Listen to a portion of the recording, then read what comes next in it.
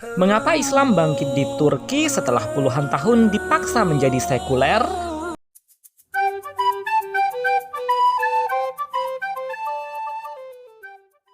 Cendekiawan Muslim Adian Husaini menyampaikan analisis sosiolog Muslim Akbar S. Ahmed.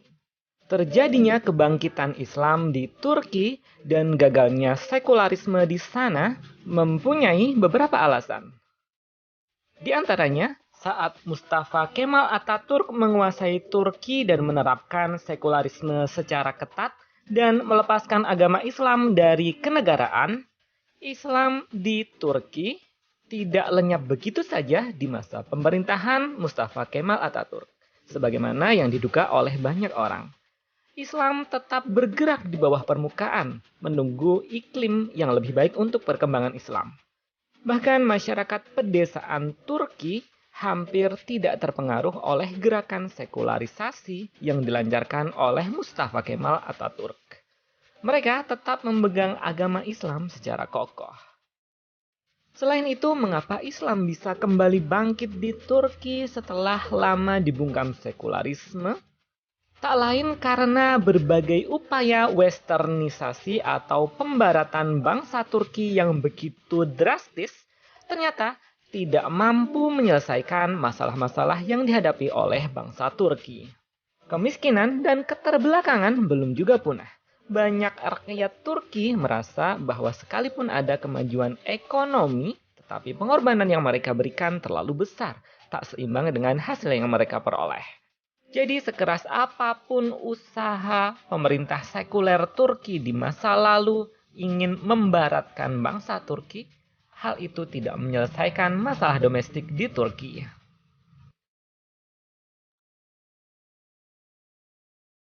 Faktor lain penyebab kebangkitan Islam di Turki dan gagalnya sekularisme diantaranya adalah arus besar kebangkitan Islam pada tahun 70-an dan 80-an di berbagai belahan dunia Islam. Hal ini turut memberikan dorongan yang cukup berarti bagi rakyat Turki yang sejatinya beridentitas Muslim.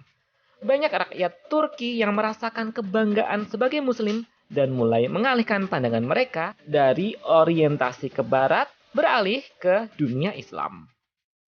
Faktor lain penyebab kegagalan sekularisme di Turki dan bangkitnya Islam di sana, seperti yang disampaikan oleh Dr. Adian Husaini adalah perkembangan sosial politik di Eropa sendiri.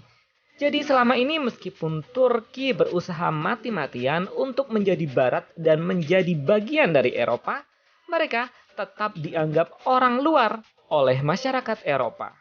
Bangsa Turki sering dianggap sebagai imigran kelas bawah di banyak negara Eropa. Orang-orang Turki yang berimigrasi ke Eropa bahkan sering dibenci dan dijadikan sasaran teror oleh kelompok neo-Nazi Jerman.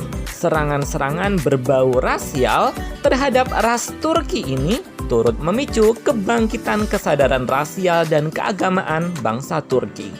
Banyak yang mulai bangga menjadi orang Turki daripada menjadi orang Eropa.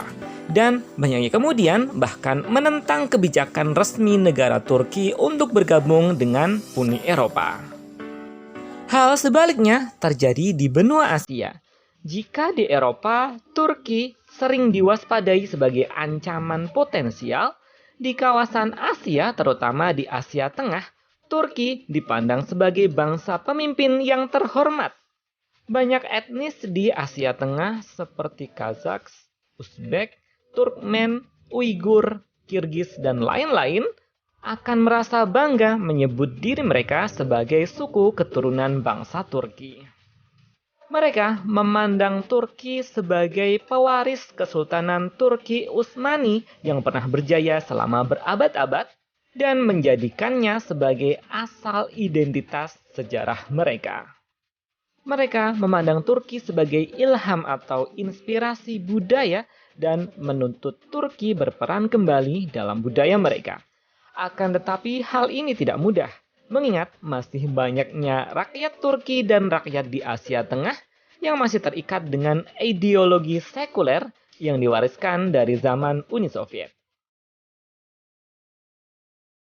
Selain itu, faktor pendorong kebangkitan Islam di Turki dan gagalnya sekularisme juga disebabkan oleh faktor sosiologis yang turut memicu tampilnya kesadaran beragama Islam di kalangan rakyat Turki. Para pemuda, kalangan urban, dan kaum yang lebih miskin mulai menemukan kedamaian dalam agama Islam dibanding ketika menjadi sekuler. Bagi banyak orang Turki, elit penguasa masa lalu menjadi terasa asing, korup, dan terlalu kebarat-baratan. Eksperimen sekularisasi yang dilakukan oleh Mustafa Kemal Pasha atau Ataturk di Turki telah mengilhami banyak pengagumnya untuk menciptakan negara sekuler modern yang terlepas dari Islam. Misalnya Shah Reza Pahlavi dari Iran. Dia melakukan westernisasi kepada negeri Iran dan mengganti undang-undang Islam dengan undang-undang sekular. Hingga akhirnya dia diruntuhkan oleh revolusi Syiah di tahun 79. Mustafa Kemal Ataturk dan Syah Iran telah mencoba menerapkan sekularisasi di negaranya. Dan hasilnya bisa kita lihat bersama. Upaya meninggalkan Islam dan membebek kepada bangsa Barat tidak otomatis menjadikan sebuah negara menjadi maju. Hendaknya umat Islam di seluruh dunia tetap berpegang teguh terhadap agama Islam, sehingga dapat menuai keberhasilan di dunia dan di akhirat. Wallahu a'lam bishawab.